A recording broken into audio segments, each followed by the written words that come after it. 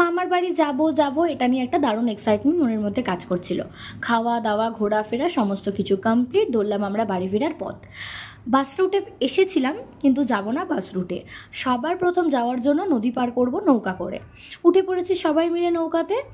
এই গঙ্গার বুক চিরে যখন এই নৌকাটা যায় না এই মাঝ নদীতে, একটা চাপা উত্তেজনা, একটা ভয়, একটা এক্সাইটমেন্ট, সব কিছু মিলিয়ে দারুণ একটা ফিলিংস কাজ করে। এত জল যে কি বলবো। একদিকের ফেরিঘাট পেরিয়ে আমরা অন্যদিকের ফেরিঘাটে চলে এসেছি। এরপরে আবার অন্য সারথির অপেক্ষা। পরের সারথি আমাদের ট্রেন চলে এসেছে। ট্রেন আমাদের পরের ডেস্টিনেশনে নিয়ে যাওয়ার জন্য। পরের ডেস্টিনেশন মানে তো সেটা বাড়ি। এই যতটুকুনি টাইম একসাথে রয়েছি আর কি। তারপর তো কালকে থেকে আবার একই অফিস, সবার কাজ, এই একই লাইফস্টাইলে সবাই ফিরে যাব। এই বাড়ির কাছাকাছি চলে এসেছি, আবার অপেক্ষা অন্য একটা অনুষ্ঠানের। ফাইনালি পৌঁছালাম বাড়ি। এবার ফ্রেশ হই, টাটা।